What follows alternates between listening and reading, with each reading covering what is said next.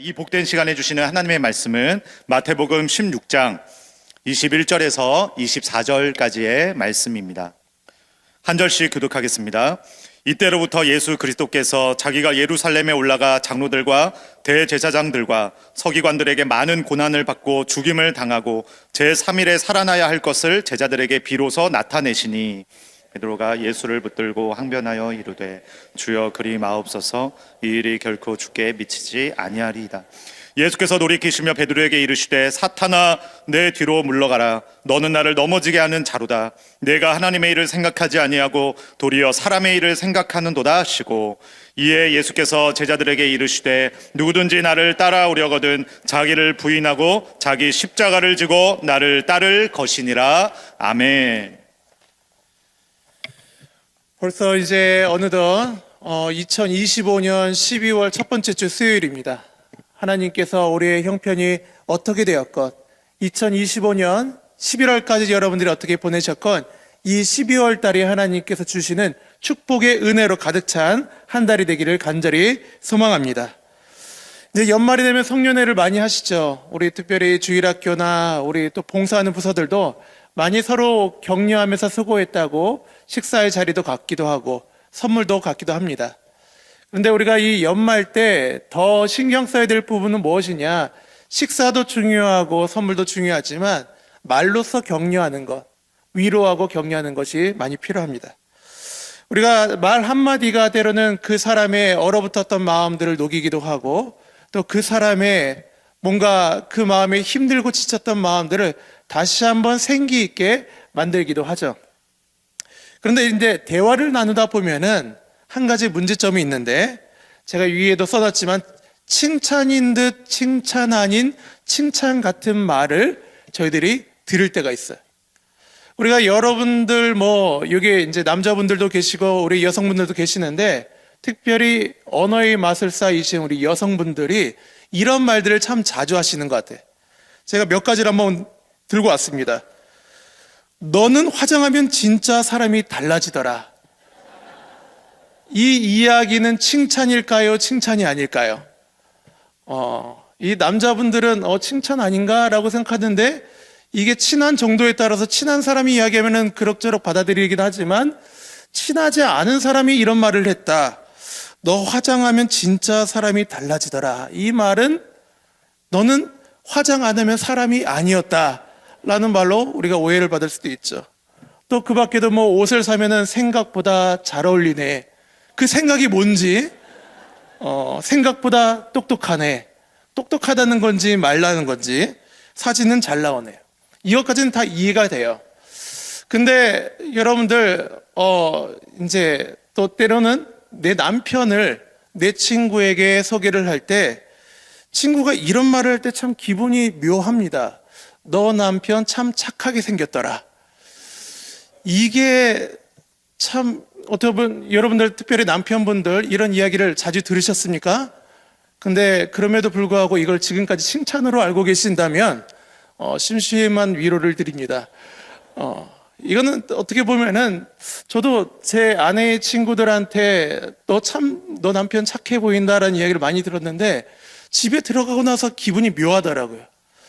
이게 잘생겼다는 이야기도 아니고 할 말이 없으니까 이제 착하다는 표현을 쓴 건데, 근데 제가 또 하나의 사건이 있었습니다. 제가 길을 걷다가 이제 신학교 1학년 때 이야기였는데, 제가 한번 여러 번 설교 단상에서도 한번 이야기해 드린 적이 있을 것 같아요. 길거리를 걷다가 어떤 분이 다가와서 길을 묻더라고요. 제가 또 신학생이잖아요. 그러니까 친절하게 대답을 해줬죠. 이쪽으로 가십시오. 그런데 그분이 저한테 이렇게 이야기를 하시는 거예요. 당신에게 선한 기운이 느껴지네요. 제가 그 말을 들으니까 기분이 좋더라고요. 어떻게 알았지? 속으로는 어떻게 알았지? 내가 신학생인 걸 어떻게 알았지? 그래서 제가 제 마음속으로 기정지 뿌듯했습니다. 참 나는 어딜 가든지 그리스도의 향기를 휘날리는 사람이구나. 그래서 자화자찬하면서 이런 기쁜 소식을 나만 알고 있는 것이 아니라 내 동기들한테도 알려줘야 돼. 이러면서 친구들한테 이야기했죠. 너희들 나처럼 좀 살아라. 난 어딜 가든지 선한 기운이 느껴진다고 하더라. 했더니 이 신학교 친구들이 너는 사이비 증산도도 모르냐. 라고 하면서 어떻게 신학을 하고 있냐 그래서 며칠 동안을 제가 욕을 먹었던 적이 있습니다. 우리가 말을 들을 때 이 말이 참말인지 아니면 거짓인지 꾸며낸 말인지 그 말에 대한 분별력을 가지고 있어야 되죠. 말도 그러한데 우리의 삶에 이 영적인 분별력이 없다고 한다면은 우리의 삶이 뭔가 부끄러운 정도의 수치의 수준이 아니라 때로 우리의 삶이 어려워질 수도 있다는 것이에요. 듣는 것뿐만 아니라 반대로 우리의 삶에서 내가 하는 말이 아니면 내가 보여지는 행동이 내가 생각할 때는 선한 의도였고 선한 말이었지만 행동처럼 보일런지는 모르겠지만 우리가 하고 있는 것들이 하나님께 과연 영광이 되고 있는 것인가? 라는 이 질문에 대해서는 한번 고민해 볼 필요가 있다는 거예요. 혹시 내가 하는 말이 나는 아무런 의도 없이 내뱉는 말이지만 이 말로 인하여서 시험을 들게 만들고 하나님의 영광을 가리는 일들이 벌어지지는 않는가? 그래서 오늘은 이 분별력, 때로는 영적인 분별력에 대한 이야기를 여러분들과 함께 나누면서 우리가 이 연말 가운데 다시 한번 우리의 삶을 되짚어보며 하나님의 은혜 가운데로 나아가는 저와 여러분들이 되시기를 간절히 소망합니다. 오늘 본문을 살펴보시면은 우리가 너무나도 잘 아는 이야기죠. 이 예수님과 제자들이 한데 모여서 이 가이사랴 빌립보라는 장소에 가게 돼요. 그리고 그곳에서 예수님은 나를 누구라 하느냐라는 질문을 하시고 베드로는 엄청난 위대한 대답을 하죠. 주는 그리스도이시요 살아계신 하나님의 아들이십니다. 이 이야기는 우리가 뻔하게 듣던 이야기들이기 때문에 잘 아는 이야기라고 생각을 하실 텐데 여러분들 이 사건을 조금 더 고민하면서 깊숙이 들어가 보면은 굉장히 놀라운 사실들, 우리들이 미처 깨닫지 못했던 사실들이 많이 등장을 합니다. 여러분들이 이 가이사랴 빌립보라는 이름에 대해서 여러분들이 얼마나 알고 계십니까? 아마 황제의 이름에서 비롯되었다라고 그 정도는 알고 계신 분들이 많으시죠. 그런데 이 내막이 있어요. 이 지역은 본래 아우구스투스 황제가 헤롯 대왕에게 예수님이 어릴 적 죽이려고 했던 그 헤롯 대왕에게 내어줬던 하사했던 지역입니다. 근데 이 헤롯 대왕이 이 지역을 받고 얼마나 기뻤는지 여기에 아우구스투스를 위한 황제의 신전을 만들어놔요. 그리고 나서 시간이 흘러서 헤롯 대왕의 아들들이 서로 죽이고 죽이는 10명의 아들들이 서로 죽여가지고 결국엔 3명밖에 남지가 않습니다. 왕이 쟁탈전을 해가지고 서로 왕이 되려고 했는데 다 죽고 3명밖에 안 남아요. 이 3명이 이제는 그만 싸우자 하면서 각 지역으로 흩어지게 되는데 그 중에 한 아들 헤롯 빌립이 이 지역을 가이사랴 빌립보 지역을 차지하게 되는데 이 억울한 거예요. 이 지역만으로는 내가 정통인데 내가 이 왕 진짜 왕인데 그러면서 가만히 살펴보니까 여기에 뭐가 있어요? 로마 황제에게 바쳤던 신전이 있는 거예요. 로마 황제를 신으로 숭배하는 신전이 있었던 거예요. 야, 아버지가 이렇게 잘 보여가지고 로마의 지지를 받았으니 나는 한술 더 떠서 이 땅 이름을 로마 황제 가이사랴와 내 이름 빌립을 붙여서 가이사랴 빌립보라고 붙여서 황제에게 바쳐버리자 라고 한 거예요. 그러면 로마가 나를 지지해 주겠지. 이 세 아들 남은 땅들을 나한테 돌려주겠지라는 마음을 가지고 이 왕권의 투쟁의 지역이 바로 가이사랴 빌립보였던 거예요. 그런데 이 가이사랴 빌립보에서 사도 이 베드로가 뭐라고 대답하느냐? 주는 누구라고요? 주가 누구예요? 왕이잖아요. 왕.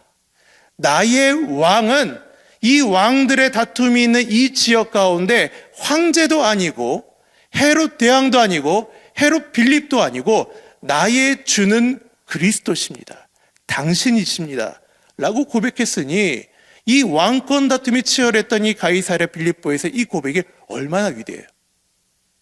덩달아 이 지역은 여러분들 독특한 또 지역이에요. 여기는 약간 영적으로 특이한 지역입니다. 여러분들 이 요단강의 발원지가 어딘지 아십니까? 헐몬산이에요. 헐몬산. 이 헐몬산의 기슭이 바로 밑에가 있는 데가 가이사랴 빌립보거든요. 여러분들 우리 대전 지역뿐만 아니라 우리 이 대한민국에서 영험한 곳이라고 이야기하는 산 어디 있을까요? 계룡산. 마찬가지로 여기가 그런 지역인 거예요. 풍부한 자원과 수원이 있고 뒷배경에 뭐가 있다고요? 헐몬산이 있으니 이 지역은 모든 뭔가 영적인 기운이 있을 것이다라고 해서 신전이라는 신전은 다 때려 부은 곳이 바로 이곳이에요. 그런데 그 영적인 전투 가운데 누가 참신이냐라고 부르짖는 그 지역에 베드로가 뭐라고 이야기했어요? 주는 그리스도시요 살아계신 하나님의 아들이십니다. 그러니 이 다툼이 벌어지는 그 장소 가운데 하나님을 높이시면서 정말 예수님은 참 신이시요 이 세상의 유일한 신이심을 고백하고 있다는 그 사실, 베드로가 얼마나 대단한 거예요. 그러니까 이 고백은 이 베드로가 칭찬받을 만한데, 그런데 이 장엄하고 웅장한 고백 이후에 베드로에게 예수님이 뭐라고 이야기하시느냐? 우리 마태복음 16장 23절 함께 읽겠습니다. 시작. 사탄아 내게로 물러와라. 너는 나를 넘어지게 하는 자로다. 조금 전까지만 해도 베드로는 어떤 대답을 받았어요? 야, 너는 지극히 높으신 하나님의 아들의 그 하나님의 도구로 쓰임받는 너를 그 아들을 알게 하신 거는 하나님, 하늘에 계신 아버지께서 너를 알게 하셨다라고 하면서 너는 지극히 높으신 하나님의 도구로 지금 쓰임받았다라고 했는데 지금 뭐라고 이야기해요? 사탄아 내게로 물러가라고 하는 거예요. 사탄아 내게로 물러가라. 너는 지금 사탄의 도구로 전락했다는 거예요. 사실 여러분들 한번 생각해 보세요. 이 대답이 뭐 큰 잘못입니까? 베드로가 무슨 잘못을 했어요? 인간적인 입장을 보면은 잘못 안 했죠. 자기 스승이 십자가에 달려서 고난을 받겠다고 하는데 누가 인간적인 상식으로 정말 이 도덕적으로 예의적으로 볼 때 그것을 그냥 내버려 두는 것이 상식적이냐고요? 아니죠. 그러시면 안 됩니다. 그런 일들은 벌어지면 안 됩니다. 이게 인간적인 생각이지 않습니까? 그런데 베드로가 놓치고 있는 게 뭐냐면은 지금 이 땅은 어떤 땅이다? 가이사랴 빌립보라는 거예요. 영적 전쟁의 한복판에 지금 자신이 세워져 있다는 것을, 자신이 언제든 사탄이 내 삶을 송두리째 눌러버릴 수 있는, 꺾어서 방향을 틀어버릴 수 있는 그런 전투가 벌어지고 있는 상황이라는 것을 인지하지 못한 채 그냥 자신의 감정대로, 자신의 생각대로 이야기를 하고 있다는 것이죠. 우리는 지금 가이사랴 빌립보의 시대를 살아가고 있습니다. 우리가 정신 차리지 않으면은 하나님의 도구로 쓰임을 받았다가 한순간에 사단의 도구로 쓰임을 받을 수 있는 것이 바로 우리가 밟고 있는 이 땅, 가이사랴 빌립보의 시대라는 것이죠. 정신 차리지 않으면 우리의 감정에 따라, 우리의 생각에 따라 우리는 하나님의 도구로 쓰임 받았다가 사탄의 도구로 전락될 버릴 수도 있다는 거예요. 그래서 우리 고린도전서 10장 12절에 뭐라고 이야기합니까? 우리 한번 읽어볼까요? 시작. 선줄로 생각한 자는 넘어질 줄로 조심하라. 나는 어느 정도 신앙생활 했으니까 괜찮아. 나는 어느 정도 기도 생활하니까 괜찮아. 그게 아니라는 거예요. 우리는 지금 영적 전쟁의 한복판에 세워졌다는 것을 우리는 늘 기억하며 살아가야 하는 것이죠. 스포트라이트로 내가 우리의 삶에서 하나님의 영광을 비춰놓은 경험이 있다고 해서 내 삶이 영원히 영광스러운 삶으로 살아가는 것이 아니라 하나님의 도구로 쓰임받았던 베드로가 한순간에 사단의 도구로 전락해버린 것처럼 우리의 삶도 그렇게 될 수 있다는 거예요. 그렇다면 우리는 이 가이사랴 빌립보와 같은 이 시대 속에서 어떻게 영적인 분별력을 가지고 살아갈 것인가, 오늘의 핵심입니다. 그래서 제가 어떻게 이 내용을 잘 나누면 좋을까 고민하다가 한 책을 같이 여러분들과 나누면 좋겠는데, 잘 아는 책이에요. C.S. 루이스의 스크루테이프의 편지. 아마 많은 분들이 읽어보셨을 것이고 또 많이 들어보신 분도 계실지 모릅니다. 이 C.S. 루이스의 친구가 누구냐면은 반지의 제왕을 만들었던 J.R. 톨킨이라는 사람이에요. 이 톨킨이라는 사람에게 헌정했던 책이 바로 스크루테이프의 편지란 책이에요. 이건 뭐냐면은 이 스크루테이프라는 악마가 자기의 조카 워무드라는 악마에게 인간은 이렇게 유혹해야 돼, 이렇게 넘어뜨려야 돼 라고 조언해주는 책이에요. 그러니까 우리는 이 책을 보면서 사단의 전략을 발견하고 이 시대를 살아가면서 영적인 분별력을 발견할 수 있는 은혜의 계기를 또 누릴 수가 있게 되죠. 그래서 여기에 나오는 전략 굉장히 많습니다. 근데 오늘은 딱 5가지만 압축해서 여러분들과 나누면서 우리가 이 시대를 살아가면서 어떻게 영적인 분별력을 가지고 하나님의 영광을 위하여 달려갈 수 있을지를 고민해보는 시간이 되기를 소망합니다. 첫 번째 사단의 전략은 뭐냐? 평범한 속에서 하나님을 잊게 만들자는 거예요. 이 스크루테이프의 첫 번째 편지에 매우 중요한 말을 남깁니다. 뭘 남기냐면 극적인 유혹보다 아무 일도 일어나지 않는 평범함이 우리에게 가장 유리하다. 우리가 누구예요? 사단이죠. 가장 유리하다. 충격적인 죄로 사단은 무너뜨리지 않습니다. 오히려 그냥 평범한 하루, 아무런 문제가 없는 일상 가운데 속에서 하나님을 잊어버리게 만들죠. 때로는 우리의 삶에서 큰 고난이 오거나 큰 유혹이 오거나 큰 장애물이 생겼을 때는 여러분들 어떻게 하시나요? 하나님과 멀어지시나요? 하나님과 가까워지시나요? 하나님과 오히려 가까워져요. 어려움이 생겼을 때 갑자기 찾지 않던 새벽 기도를 찾기 시작하고 갑자기 보지 않았던 말씀을 보기 시작하고 큰 고난과 위험이 다가왔을 땐 오히려 하나님께 가까이 나아가는 경우들이 많게 되죠. 이 사실을 사단은 너무나도 잘 아는 거예요. 그러니까 뭐라고 합니까? 사람은 큰 고난 앞에서는 깨어있지만 평범한 하루 앞에서는 느슨해진다. 이게 사단이 가지고 오는 전략인 거예요.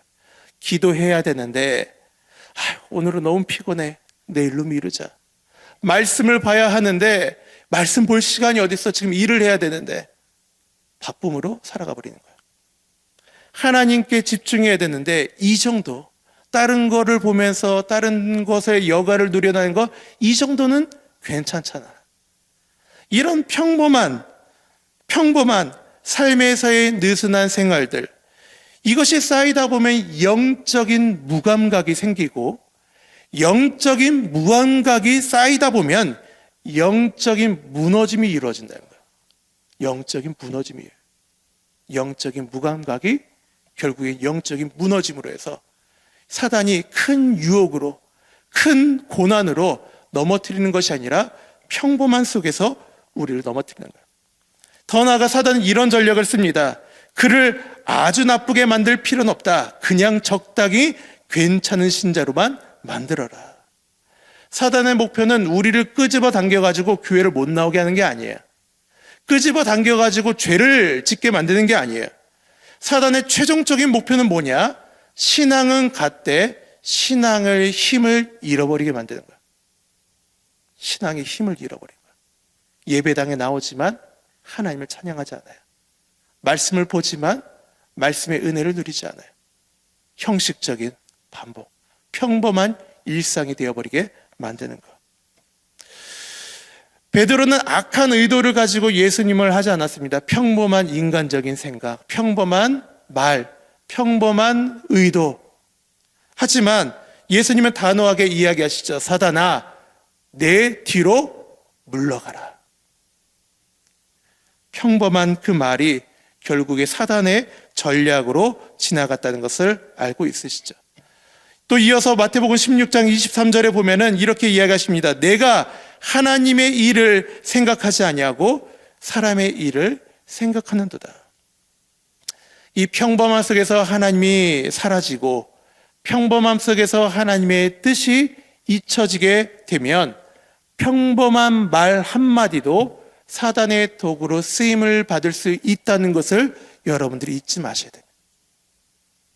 평범한 속에 살다가 우린 사단의 평범한 말 한마디도 사단의 도구로 쓰임을 받을 수 있다는 것. 자, 사단의 두 번째 전략입니다. 우리 한번 읽어볼까요? 시작. 작은 죄를 축적시키자. 앞서 말한 것처럼 사단은 큰 죄를 지으라고 우리에게 이야기하잖아요. 대신 작고 사소한 죄를 반복해서 저지르게 만듭니다. 스크류테이프의 편지에 보니까 이런 내용이 있더라고요. 지옥으로 가는 가장 쉬운 길은 가파른 비탈이 아니다. 발밑에 있는 부드러운 흙길이며 이정표도 없고 경고도 없는 길이다. 쉬운 길이란 거예요. 편안한 길이란 거예요. 뭐 이게 큰 문제가 있어? 아니요. 그냥 편안하게 그 길을 걷다가 보면은 대단한 큰 죄를 저지르지는 않았어요. 살인죄를 저지른 것도 아니고 무엇인가 훔치지도 않았어요. 그런데 하나님에 대한 미세한 무감각, 그리고 말씀을 조금씩 미루면서 말씀과 멀어지는 시간들, 기도하지 않아도 하루가 자연스러운 내 모습들, 이것들 하나하나가 큰 죄는 아니죠. 누구나 이해할 수 있는 부분이에요. 그런데 이 모든 것들이 쌓여서 하나님과 우리 자신을 멀어지게 만든다는 거예요. 작은 죄를 축적시키자. 이게 바로 사단이 우리에게 다가오는 전략이라는 거예요. 예수님이 베드로에게 책망을 하신 본질도 이거죠. 겉으로 욕심을 부린 것도 아니에요. 악한 의도를 가지고 이야기한 것도 아니에요. 주님, 그렇게 되시면 안 됩니다 라고 이야기를 하셨는데, 그냥 작은 생각 가운데, 짧은 생각 가운데 나온 말 한마디였지만, 이 작은 마디 한마디가 하나님의 뜻을 맡고 구속의 역사를 가로막는 커다란 말 한마디로 변화됐다는 것이죠. 그래서 사단의 전략, 우리 한번 읽어보겠습니다. 사단의 전략은 대단한 범죄를 저지르게 만드는 것이 아니라 아주 작은 틈을 만드는 것이다. 우리들이 알아채지 못할 정도로 작은 틈을 만들기 시작해요. 근데 이 작은 틈이 결국 댐을 무너뜨리는 것처럼 우리의 작은 틈이 생긴 거, 이게 무슨 큰 문제야 라고 내버려두는 순간, 어느 순간 우리는 하나님과 멀어져 있음을 우리는 발견할 수 있게 되는 것입니다. 자, 사단의 세 번째 전략입니다. 바쁜 삶 속에서 영혼을 잠식시키자. 이 책에서 스크류테이프가 이 자신의 조카에게 이렇게 이야기합니다. 그를 바쁘게 만들어라. 분주함은 우리 편에서 가장 강력한 무기이다. 사람은 죄 때문에 망가지기보다는 영적으로 아무것도 하지 않을 때 쉽게 망가집니다. 다시 한번 말씀드릴게요. 무엇인가 죄를 저질름으로 망가지기보다는 영적으로 아무것도 하지 않을 때 더 훨씬 무너지기 쉽다는 거예요. 우리가 무엇인가 영적으로 노력을 하려고 할 때 뭐라고 이야기를 많이 합니까? 바빠서요. 시간이 없어서요. 할 틈이 없어요. 이런 이야기들로 인해서 우리가 영적으로 도전하는 일들, 영적으로 달려갈 일들을 멈추게 만들어요. 바쁨과 분주함이란 핑계로. 그래서 우리가 책들 중에 이런 책이 있습니다. 바쁘니까 기도합니다. 이 바쁨이라는 것은 방향을 가진 힘입니다. 하나님께로 향하게도 만들지만 하나님으로부터 멀어지게 만들기도 해요.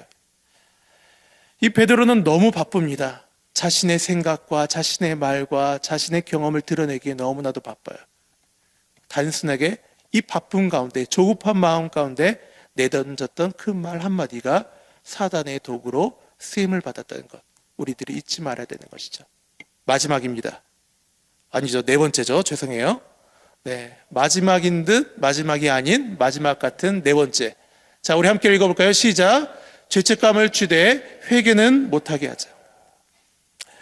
치밀한 전략 중에 하나죠. 죄책감을 계속 붙들게 하되 절대로 십자가 앞으로 가지 못하게 하라. 이 죄책감만 자꾸 우리의 마음에 남게 만들고 염려만 반복하게 만들고, 그러면 우리의 마음과 생각이 무슨 생각이 드느냐? 나는 안 돼. 하나님이 나는 포기하셨을 거야. 자꾸 이 죄책감이 우리의 마음속 깊은 곳에 자리 잡다 보면은 하나님께 다가가는 것을 망설이게 돼. 하나님께 나가가는 것 자체를 포기하게 만든다는 거예요. 우리는 이 감정을 여러분들 잘 구분하셔야 됩니다. 죄책감과 회개는 달라요. 죄책감은 마음으로 내 죄에 대한 책임만 누리는 것이고, 회개는 돌이킴입니다. 하나님께로 돌이킴이에요. 탕자가 아버지께로 돌이키는 것이 회개예요. 그냥 내 처지와 내 상황과 내 죄만 묵상하는 것은 사단이 주는 마음이지, 정말 성령께서 우리에게 주시는 마음은 회개하는 마음이에요. 여러분들이 이 두 가지를 구별하지 못하면은 자꾸 이 죄책감으로 인하여서 하나님께 가까워지기는커녕 하나님과 멀어지는 경우들이 더 많다는 것이에요. 죄를 자각했을 때 우리는 돌이킴의 역사가 있는가? 돌이키려는 움직임이 있는가? 그것을 잘 구분해야지만 우리의 죄의 문제를 자각함으로 끝나보지 않고 하나님께로 더 가까이 나아가는 은혜를 누리게 된다는 것입니다. 마지막으로 사단의 전략 5번째입니다. 이 스크루테이프의 편지에서 뭘 이야기를 하느냐? 이 영적 지도자를 경계하게 만들자라고 이야기하는 거예요. 영적 지도자를 경계하게 만들자. 편지에서 이렇게 이야기합니다. 그를 진리에서 멀어지게 만들고 싶거든 그의 지도자를 불편하게 만들어라. 여러분들, 이건 정말 여러분들 주의 깊게 잘 보셔야 됩니다. 이 권위가 무너진 특별한 이 현 시대 가운데 가장 사단이 쉽게 쓰며 가장 강력하게 쓰는 방법이 바로 이 영적인 지도자로부터 멀어지게 만드는 방법을 많이 써요. 이게 일타쌍피거든요.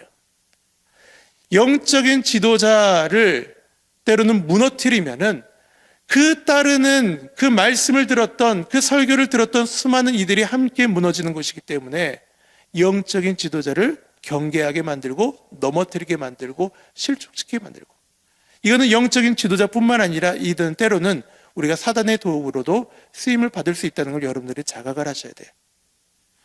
이 사단의 핵심 전략은 단순합니다. 무너뜨린 이유가 진리에서 멀어지게 만들고 영적인 권위를 불신하게 만들고 결국 공동체에서 고립시키게 하는 거예요.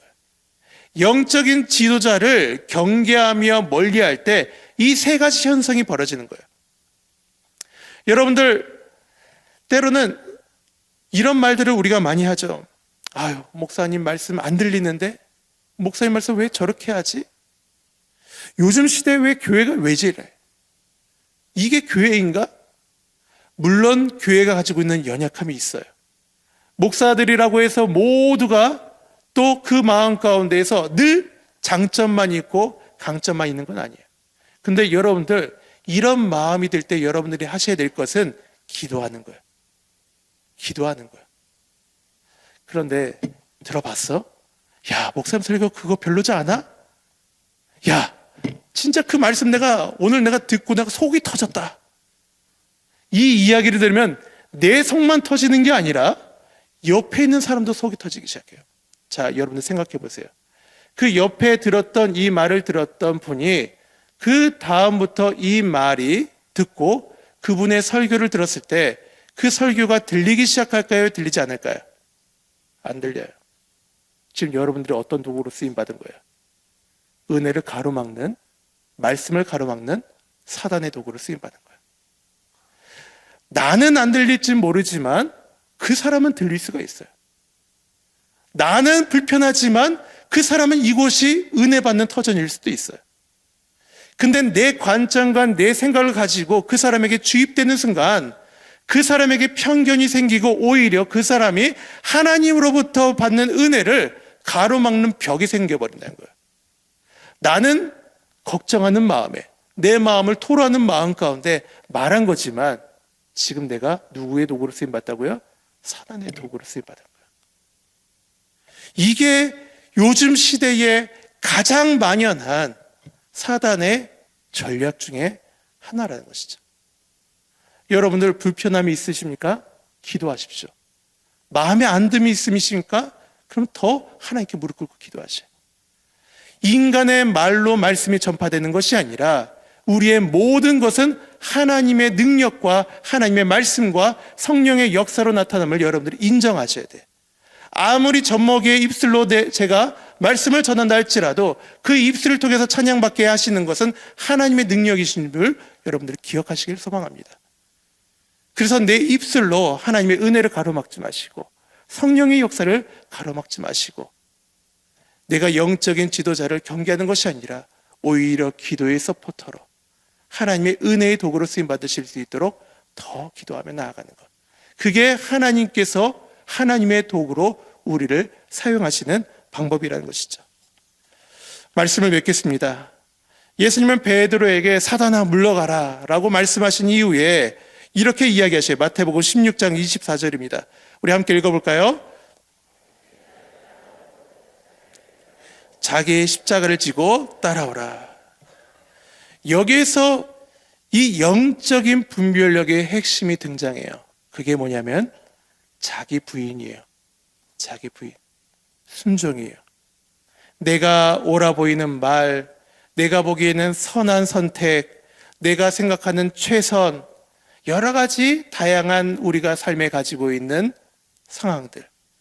근데 그 상황들보다 훨씬 더 중요한 것은 무엇이냐? 하나님의 말씀 가운데 순종하며 나아가는 것. 말씀 앞에서 내가 어떠한 마음으로 서 있는가? 그것이 영적인 분별력의 첫 걸음이라는 것이죠. 그것이 제대로 세워지지 않을 때 순종하는 마음과 자기 부인의 마음이 이 첫 걸음으로 시작되지 않을 때 우리는 때로는 사단의 전략 가운데 노출될 수도 있다는 것입니다. 그래서 여러분들 오늘 여러분들이 이렇게 결단하시면 좋겠습니다. 우리 따라해 볼까요? 내 생각보다 말씀을 붙들겠습니다. 내 감정보다 순종을 선택하겠습니다. 내 방식보다 하나님의 방식을 구하겠습니다. 그럴 때 우리의 입술에서 예수님이 선포하신 말씀처럼 사단아 내 뒤로 물러가라. 영적인 전투가 벌어지고 있는 이 시대 속에서 그의 전략에 발맞춰 나가는 것이 아니라 오히려 사단아 내 뒤로 물러가라 라고 우리는 선포하며 하나님의 뜻을 발맞춰가는 저와 여러분들이 되실 거라 믿습니다.